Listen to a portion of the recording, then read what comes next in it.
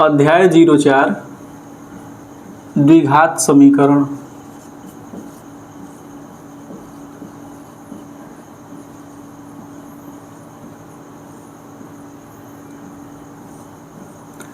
तो इस चैप्टर में हम लोगों ने इसके पहले के बहुत सारे प्रश्नावली को कर चुके हैं। जैसे अभी 4.2 चल रहा है, 4.2 के पहले जितने भी प्रश्नावली हैं, कहिए तो जितने भी चैप्टर है सबको डिटेल में मतलब सॉल्यूशन कर चुके हैं। अगर उसको देखना चाहते हैं तो आप प्लेलिस्ट को फॉलो कर सकते हैं। तो आज स्टार्ट होगा प्रश्नावली 4.1 का दूसरा प्रश्न। पहला प्रश्न हो गया था लास्ट वीडियो में। चलिए प्रश्नावली 4.2।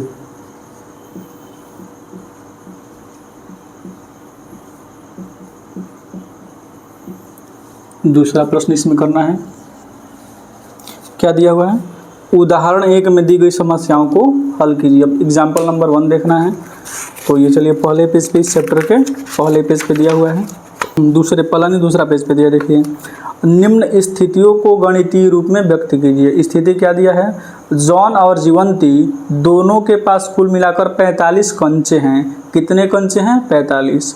दोनों 5-5 कंचे खो देते हैं और अब उनके पास कंचों की संख्या का गुणनफल 124 है।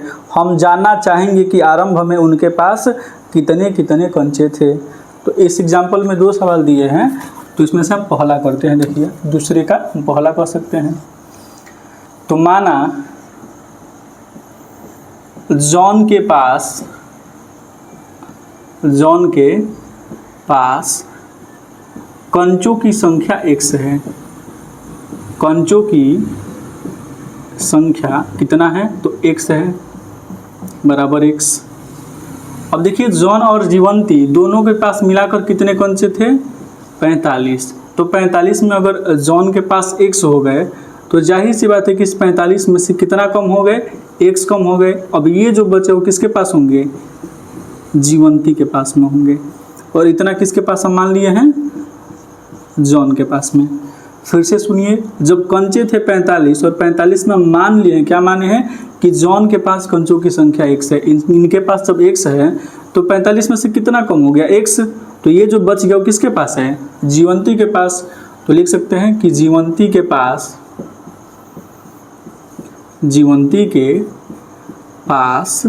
कंचों की संख्या कितना हो जाएगा?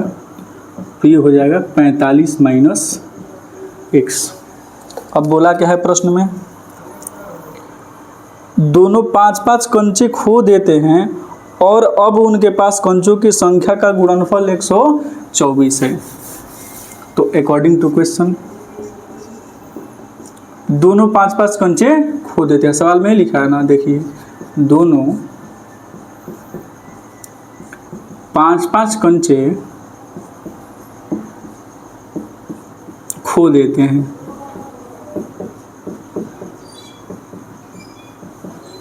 जब दोनों के पास 5-5 कम हो गए तो यहाँ पे कितना है? x है।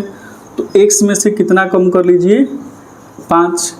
और इनके पास कितना थे? 45 माइनस x। इनमें से भी कम कर दीजिए, कितना? 5। अब इन दोनों का गुणनफल, इन दोनों का अगर हम गुणा कराएंगे तो गुणनफल हमको कितना दिया हुआ है? 124। तो कर दीजिए 124। ये हो जाएगा x माइनस 5। 45 में से अगर 5 कम करेंगे तो 40 minus x is equal to 124। x में 40 के गुणा कराएंगे तो 40x। इस x में इस माइनस x का गुणा कराएंगे तो प्लस माइनस x, और x में x का गुणा x स्क्वायर। माइनस 5 में अगर 40 से गुणा कराएंगे तो कितना हो जाएगा? 5 का 20 यानी कि 200। और माइनस और प्लस में गुणा होगा, सॉरी माइनस और माइनस में गुणा होगा तो प्लस में समान चिन्ह का गुणा होता है प्लस, इज इक्वल टू कितना? 124। अब एक काम करते हैं, एक्स स्क्वायर को पहले लिख लीजिए तो माइनस एक्स स्क्वायर। देखिए 40 और 5 ये मिलके कितना हो जाएगा? प्लस में 45x, माइनस में 200 है तो माइनस 200।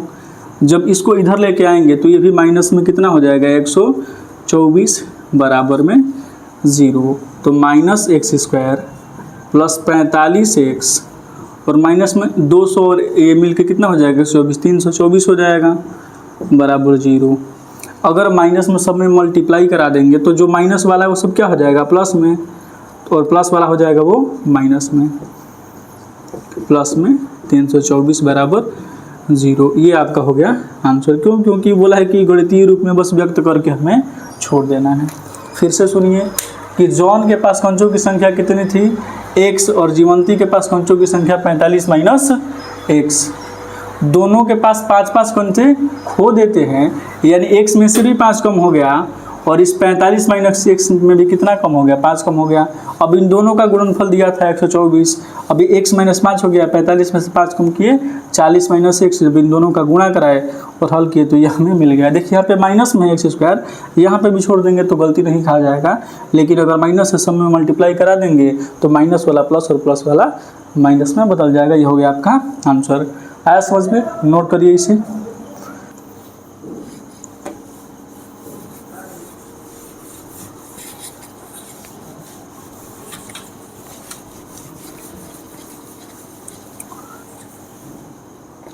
अब देखिए एग्जाम्पल इसी में आगे दिया हुआ, दूसरा एग्जाम्पल क्या दिया हुआ पहले का दूसरा, कि एक कुटीर उद्योग एक दिन में कुछ खिलौने निर्मित करता है।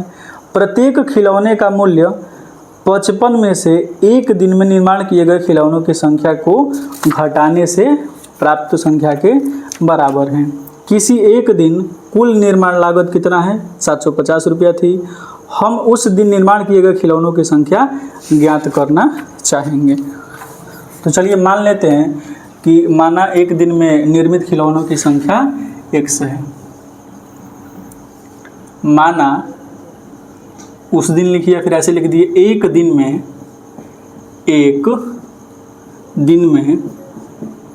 निर्मित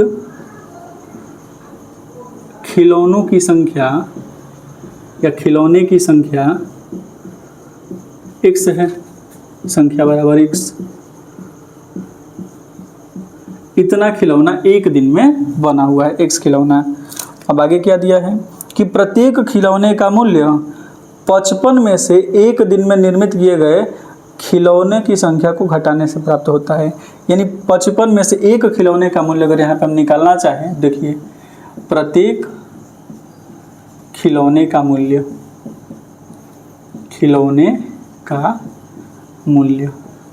कैसे निकलेगा? तो सवाल में जैसे बोला वैसे ही बस करना है। क्या बोला है कि प्रत्येक खिलौने का मूल्य 55 में से एक दिन में निर्माण किए गए खिलौनों की संख्या, यानी 55 में से एक दिन में निर्माण किए गए खिलौनों की संख्या जो घटाते हैं को घटाने से प्राप्त हमें संख्या के बराबर है। यानी कि एक दिन में खिलौना बना कितना x, और एक खिलौने का कीमत कितना है, मूल्य कितना है, तो 55 में से एक दिन में जितना बना है उसको घटा देंगे तो एक खिलौने का ये लागत हो गया। इसको हम रुपए में चाहें तो लिख सकते हैं, दिया हुआ है। अब देखिए किसी एक दिन कुल निर्माण लागत कितना है? 750 रुपया थी। अब हम क्या करेंगे? तो हम उस दिन निर्माण किए गए खिलौनों की संख्या ज्ञात करना चाहेंगे।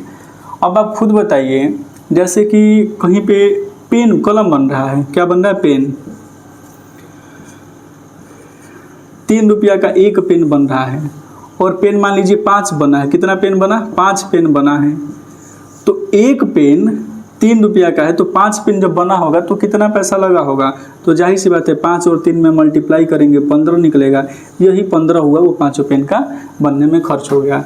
तो उसी तरीके से एक दिन में खिलौना बना कितना है? x बना है, और एक का कीमत इतना है, तो जितना बना है उससे मल्टीप्लाई करा देंगे तो कुल लागत निकल जाएगा। तो देखिए अकॉर्डिंग टू क्वेश्चन, ये प्रश्न में ही बोला है कुल लागत कितने दिन में, तो एक दिन में। वो समझ लीजिए कि एक दिन में कुल लागत कितना है, तो एक दिन में कुल लागत आपका दिया हुआ है 750 रुपया। 750 लिख दीजिए। क्या यह लागत एक दिन में जितना खिलौना बना है और एक दिन का जितने खिलौने का मूल्य है, मतलब एक खिलौने का मूल्य, उसमें से अगर हम मल्टीप्लाई कर देंगे तो उसके बराबर निकल ही जाएगा। ये कितना हो गया? 750। ये एक खिलौने का कीमत है, और यह जितना खिलौना बना है अगर इन दोनों का गुणा करा देंगे तो जितना लागत लगा है यानी 750 रुपये उसके बराबर हो जाएगा। अब यहाँ पे गुणा कराइए, ये हो जाएगा 55x, यहाँ पे कराएंगे माइनस x स्क्वायर बराबर 750।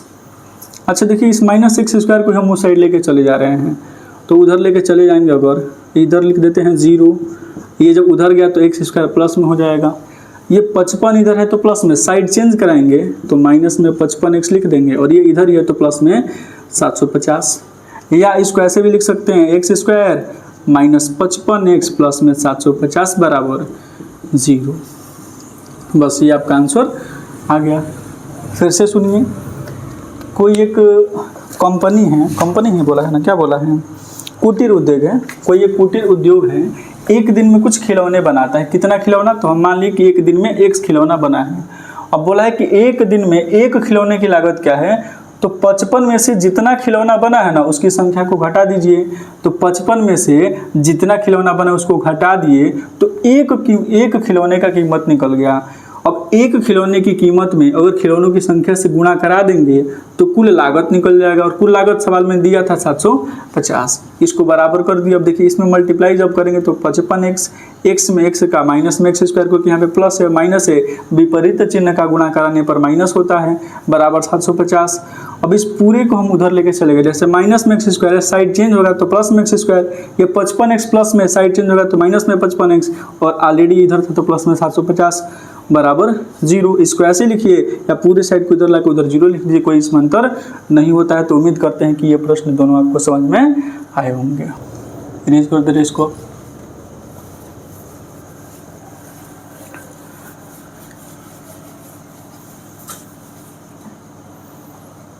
अब देखिए अगला प्रश्न देखते हैं, तीसरा प्रश्न। ऐसी दो संख्याएं ज्ञात कीजिए जिनका योग कितना हो 27 और गुणनफल कितना हो 182। तो मान लेते हैं कि माना योग दिया है 27 ना, तो देखिए माना पहली संख्या x हो गई, पहली संख्या कितनी हो गई x, तो दूसरी संख्या कितनी होगी, दूसरी संख्या, जैसे देखिए दोनों संख्याओं को जोड़ने पर कितना प्राप्त होना चाहिए 27, क्योंकि प्रश्न में बोला है कि दोनों संख्याओं का जो योग है वो कितना है 27 है। तो जाहिर सी बात है जब एक x हो गया तो दूसरा इसी 27 में से ना कम हुआ है तो 27 माइनस x होगा। तो पहली संख्या अगर x है तो दूसरी संख्या कह सकते हैं 27 माइनस x।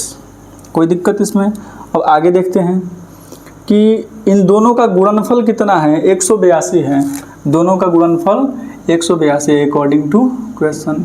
ये तीसरा प्रश्न है, प्रश्नावली 4.2 का तीसरा प्रश्न।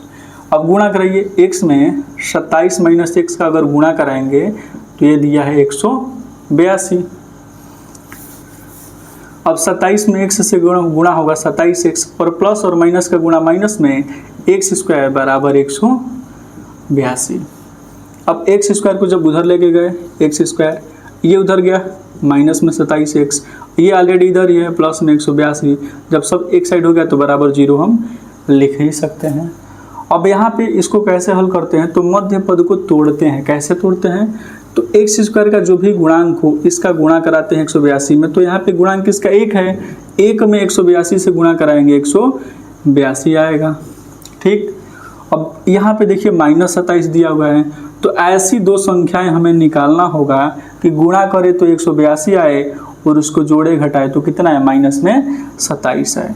तो अब देखिए ये संख्या कैसे निकालेंगे, तो 182 का हम अभाज्य गुणनखंड निकाल देते हैं।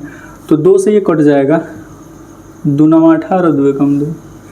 अब ये किससे कटेगा, देखिए ये कटेगा आपका 9 1 10, 7 से कटेगा 13 बार में, 13 से 91 होता है, और 13 से कट गया एक बार में। अब ये जो भी संख्याएं मिली हुई हैं 2 7 13, इनका जब गुणा कराएंगे ना तो 182 ही मिलेगा। अब इसी में से मल्टीप्लाई वाला काम खत्म है, 182 आ गया मल्टीप्लाई करने पे। अब जोड़ने या घटाने पे क्या मिलना चाहिए, माइनस में 27। अब देखिए 7 दूनी 14 और एक नंबर ले लेंगे 13, यानी माइनस में 14 और माइनस में 13 जब लेंगे, दोनों को हम जब जोड़ेंगे तो माइनस 27 आएगा, और दोनों का गुणा कराएंगे तो ऑफकोर्स ये कितना आएगा 182, यानी 182 आएगा।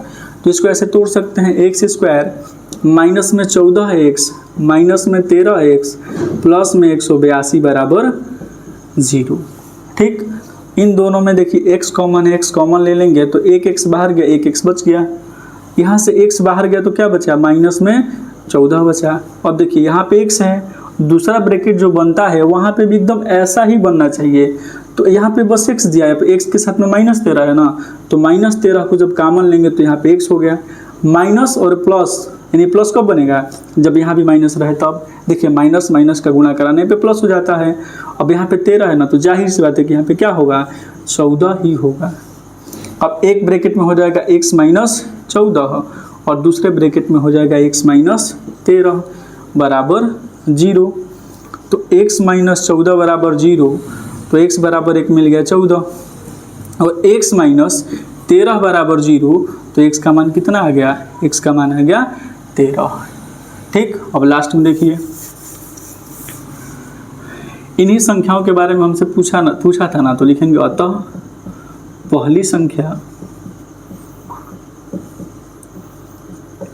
संख्या x बोले है ना, तो x को हम इसमें से पहले ले लेते हैं, 14 ले लेते हैं, तो यहाँ पे लिखेंगे कितना 14। तो दूसरी संख्या कितनी है, दूसरी संख्या खुद बताइए, देखिए ऊपर, तो दूसरी संख्या आपकी कितनी है, तो दूसरी संख्या 27 माइनस x। तो 27 माइनस x जब निकालेंगे, यानी 27 में से जब 14 घटाएंगे तो ये कितना मिलेगा, 13 मिलेगा। ये भी आंसर सही है।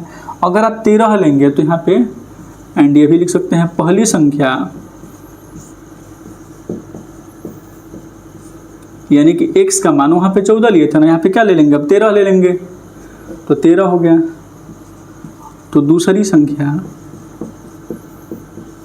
कितना होगा, तो इस 27 में से x को घटा दीजिए, 27 माइनस x सही ना दूसरी संख्या, तो 27 माइनस x यानी कि 27 में से जब 13 घटाएंगे तो ये आ जाएगा 14। ये हो गया आपका आंसर। आया समझ में, नोट कर लीजिए इसे।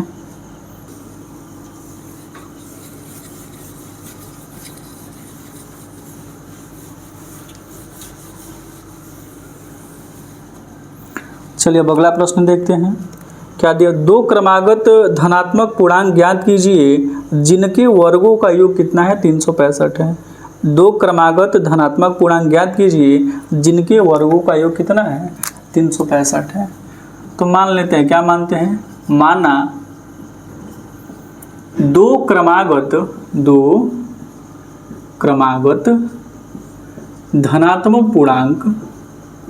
धनात्मक पूर्णांक x तथा x प्लस 1 है, x प्लस 1 है। क्रमागत यानी क्रम से ठीक अगला वाला, जैसे एक अगर हम 5 लेंगे तो इसके ठीक अगला वाला कौन सा आएगा, 6 आएगा, तो ये दोनों क्रम से है कि नहीं, ये दोनों क्रमागत है। वैसे एक धनात्मक पूर्णांक x ले लिए तो दूसरा उसका अगला वाला ले लिए x प्लस 1। अब प्रश्न में क्या बोला है, अकॉर्डिंग टू क्वेश्चन, ये जो दोनों धनात्मक पूर्णांक है ना, इनके वर्गों का योगफल 365 है। तो कर दीजिए, पहले का भी वर्ग कर दिए और दूसरे का भी वर्ग कर दिए, इनके वर्गों का योगफल 365 है। ठीक, अब देखिए इसको हल करते हैं, एक्स स्क्वायर और कहीं ना कहीं यह a प्लस बी के होल स्क्वायर पे है, तो होता है a square plus B square, 1 का स्क्वायर करेंगे 1 ही होगा, प्लस में 2ab बराबर में 365।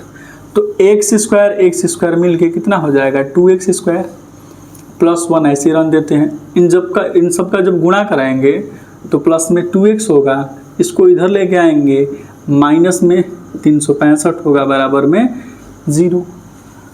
अब यहाँ पे हो जाएगा 2x स्क्वायर प्लस में 2x और 365 में से जब 1 घटाएंगे तो माइनस में 364 बराबर 0। ठीक, अब ध्यान से देखिए सभी में 2 कॉमन है, तो 2 पहले कॉमन ले लीजिए, तो एक्स स्क्वायर प्लस में x माइनस 2 एकम 2, 2 8 16, 2 दूनी के 4, 182 आ जाएगा। ठीक, अब ये 2 इधर जाएगा तो 0 में मिल जाएगा, तो ऐसे लिख सकते हैं x square plus x minus 182 बराबर 0। अभी जस्ट इसके पहले वाले सवाल को ही किए कि 13 और 14 का जब गुणा कराते हैं तो क्या मिलता है, 182 मिलता है, और यहाँ पे क्या चाहिए, प्लस में 1 चाहिए, तो इसको प्लस में ले लेते हैं, इसको माइनस में ले लेते हैं। जब दोनों का गुणा कराएंगे तो माइनस में 182 मिल ही जाएगा, और 14 में से जब 13 घटेगा तो प्लस में 1 मिल ही जाएगा। तो तोड़ देते हैं उसी तरीके से, एक्स स्क्वायर प्लस में 14x और माइनस में 13x माइनस 182 बराबर 0। इन दोनों में से x कॉमन लेंगे तो कितना बचेगा, x प्लस में 14। अब यहाँ से देखिए x है x के साथ में यहाँ पे माइनस में 13 है, तो -13 कॉमन ले लेंगे तो ये बन गया x, और ये भी हो जाएगा प्लस, क्योंकि माइनस प्लस का मल्टीप्लाई माइनस होता है, और 13 है तो यहाँ पे हो जाएगा 14 बराबर 0। अब एक ब्रैकेट में लिख सकते हैं x + 14, और दूसरे ब्रैकेट में हो जाएगा x - 13 बराबर में 0। इसको आगे इधर बढ़ा देते हैं। देखिए x + 14 किसके बराबर, 0 के बराबर, तो यहाँ से कह सकते हैं x का मान कितना है, -14। अब x - 13 0 के बराबर है, x - 13 सॉरी 0 के बराबर, तो x बराबर आ गया 13। अब देखिए यह x बराबर -14 संभव नहीं है, क्यों? क्योंकि हम लेके क्या चले हैं, माना दो क्रमागत धनात्मक पूर्णांक। क्या ये -14 धनात्मक है? नहीं, यह धनात्मक नहीं है, इसलिए लिखेंगे अतः यह संभव नहीं है, यह संभव नहीं है। ठीक, अब यह संभव नहीं है तो x का मान कितना हो गया, 13 हो गया। तो क्या हमें x का मान बताना था? नहीं, हमें दो क्रमागत धनात्मक पूर्णांक बताने थे। तो लास्ट में लिखेंगे अतः दो क्रमागत धनात्मक पूर्णांक कौन कौन से हैं भाई? तो एक x बोले है ना जी, तो x का मान कितना आ गया, 13 आ गया, और एक है x + 1, तो ये हो जाएगा 13 प्लस में 1 करेंगे तो 14, और 13 और 14 ये क्या हो जाएगा, आंसर। बच्चे क्या करते हैं कि x का मान निकालते हैं, -14 13 और देखते हैं, आंसर मिलाते हैं, कहते हैं कि कहीं पे गलत कर दे, क्या यहाँ पे माइनस आ रहा है। लेकिन बात को समझना है, क्या समझना है कि हम लेके क्या चले थे, दो क्रमागत धनात्मक पूर्णांक लेके चले थे, x और x + 1, तो x का मान आंसर नहीं हुआ, ये निगेटिव में आया है, तो ये संभव नहीं है। क्यों? क्योंकि हम लेके चले हैं धनात्मक। आया समझ में? और x का मान 13 आ गया है, तो एक मान 13 हो गया, तो एक उसके ठीक अगला वाला x + 1 होगा, तो कितना हो गया, 14 हो गया। तो नोट कर लीजिए इसे।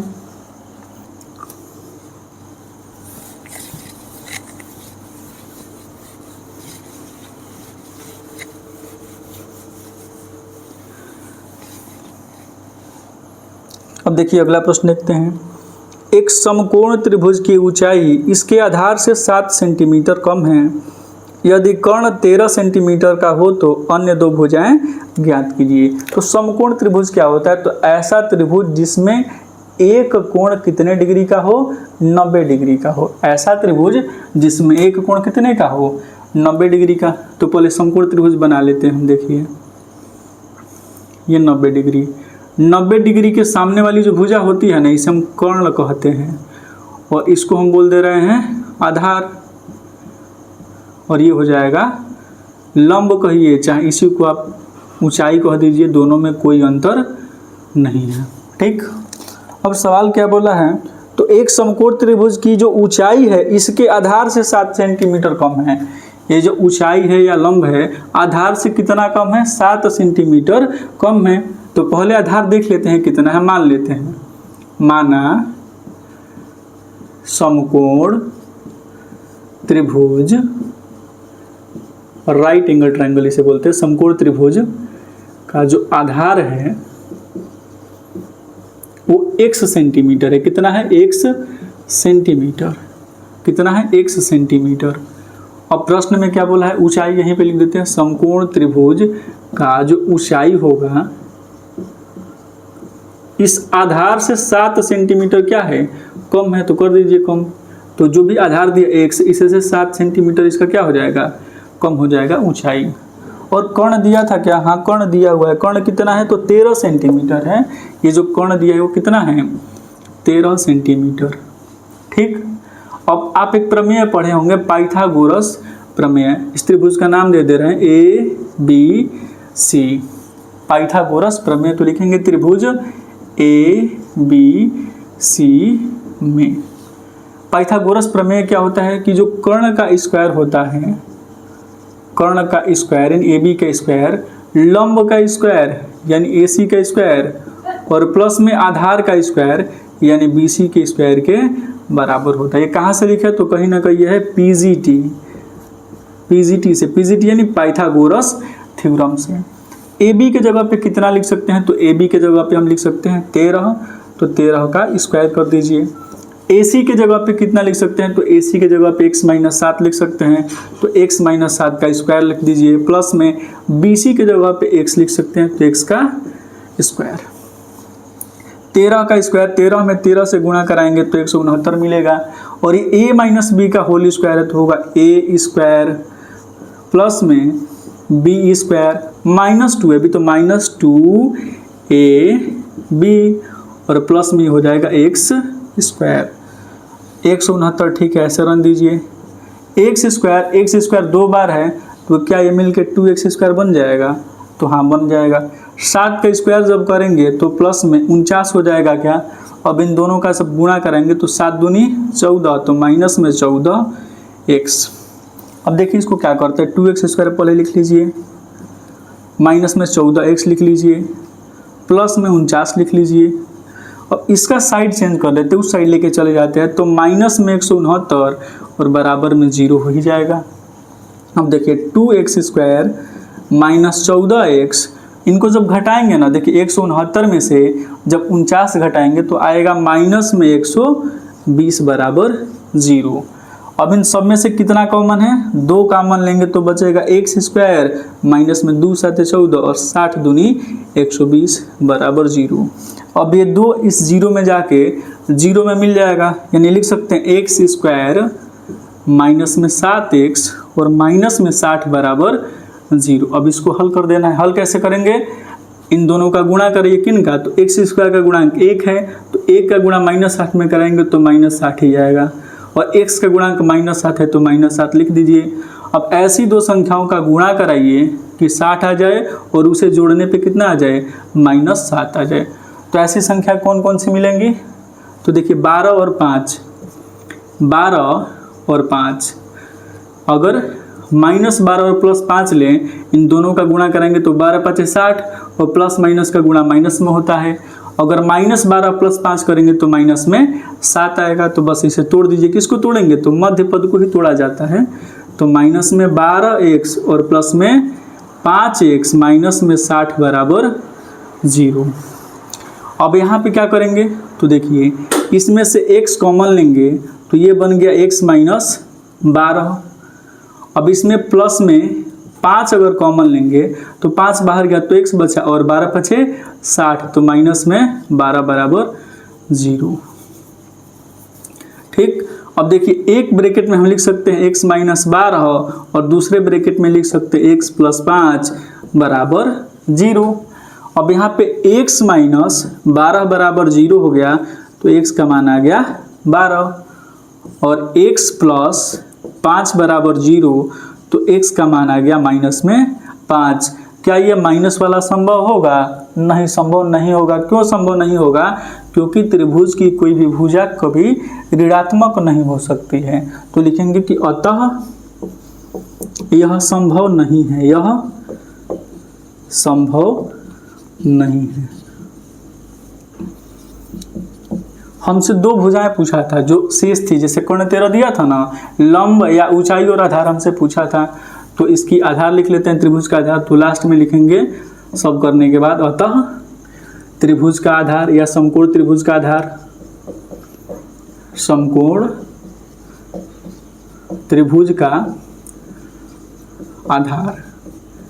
तो आधार है कितना, x है, और x का मान आ चुका है कितना, 12, तो हो जाएगा 12 सेंटीमीटर। और समकोण त्रिभुज की ऊंचाई, समकोण त्रिभुज की ऊंचाई, अब जो ऊंचाई थी कितना थी, 7 कम थी तो x माइनस 7, तो 12 में से अगर 7 कम कर देंगे तो 5 सेंटीमीटर। बस यहाँ भी वही गलती बच्चे करते, कौन सी गलती, कि 12 और माइनस 5 देख के सोचते हैं कि कहीं पे प्रश्न गलत कर दिए हैं क्या। तो नहीं, प्रश्न गलत था, बस यहाँ पे माइनस, प्रश्न सही था, बस यहाँ पे माइनस वाला जो होगा वो नहीं होना चाहिए। क्यों, क्योंकि भुजाएं कभी ऋणात्मक नहीं होती हैं। x का एक मान मिल गया तो इसी मान से हम आधार और ऊंचाई कहिए, लंब कहिए, दोनों निकाल सकते हैं। नोट करिए इसे। अच्छा कितना नंबर था, 5 नंबर प्रश्न था, हाँ 5 नंबर। अब इसके बाद एक अंतिम प्रश्न बचा हुआ है इस प्रश्नावली का।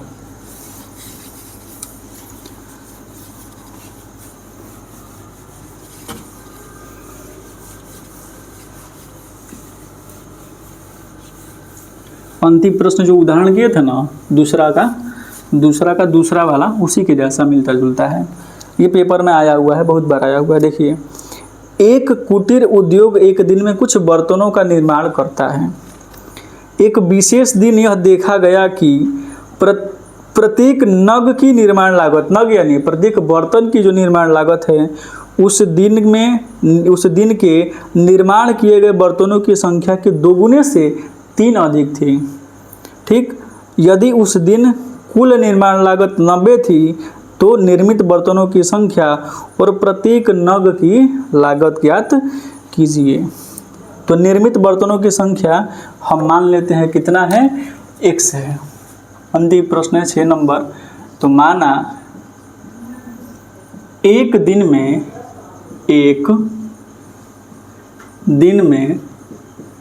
निर्मित बर्तनों की संख्या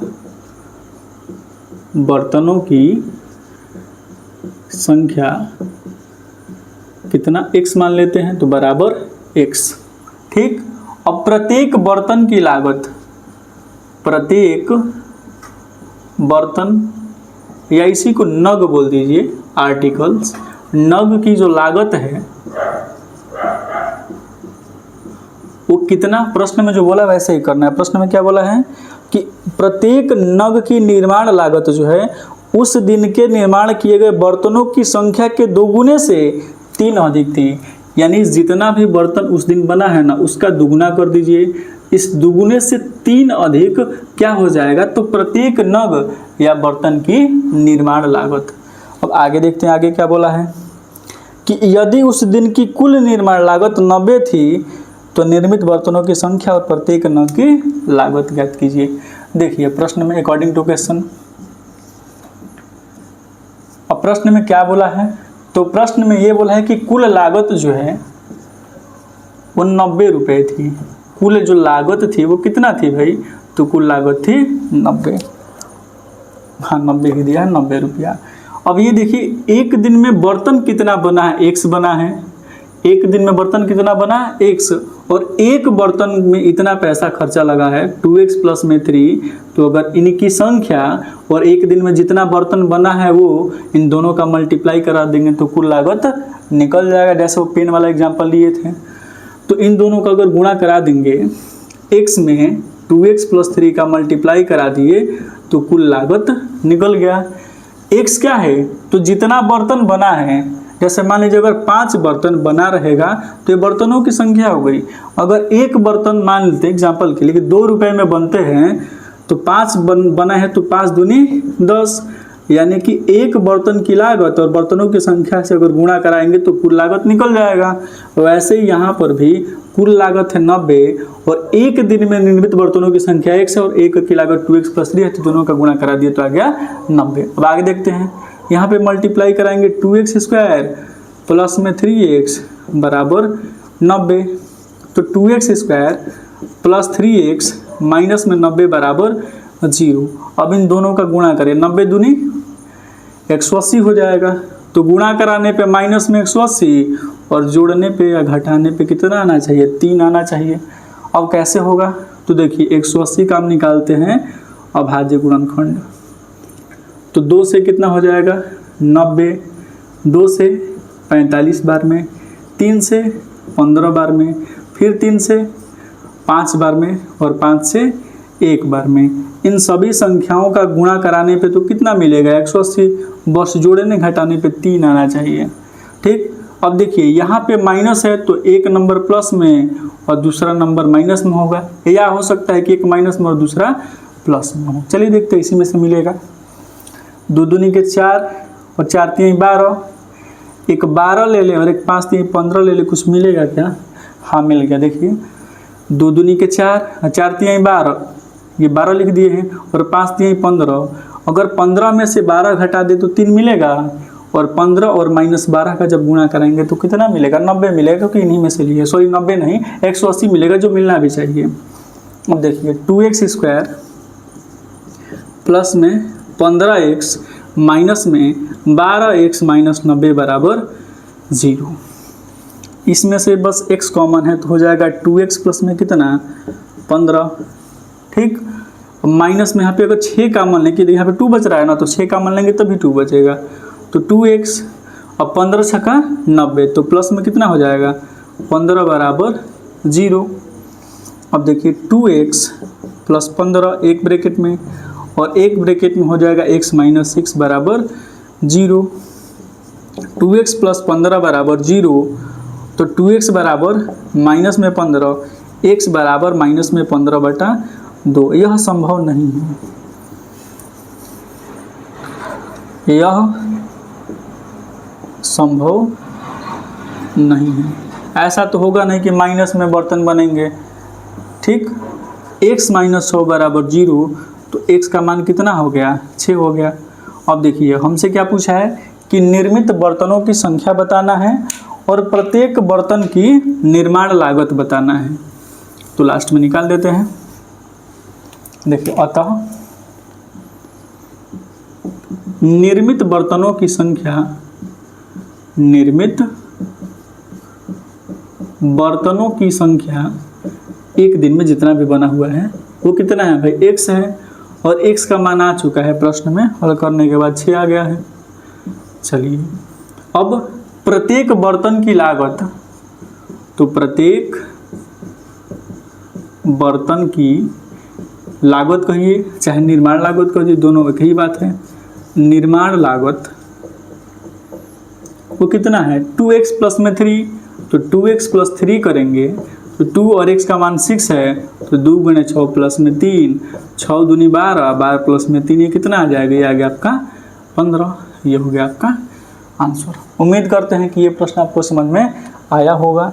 देखिए यह प्रश्नावली हम लोगों ने पूरी तरीके से समाप्त कर दिया। अब मिलेंगे नेक्स्ट वीडियो में, तो अगला प्रश्नावली स्टार्ट करेंगे, और इसके पहले के जितने भी लेक्चर्स हैं, जितने भी चैप्टर्स हैं, सबका डिटेल में सॉल्यूशन हम करा चुके हैं। कोई भी दिक्कत हो, कोई भी परेशानी हो, आप कमेंट बॉक्स में कमेंट कर सकते हैं। आज के लिए इतना ही, धन्यवाद।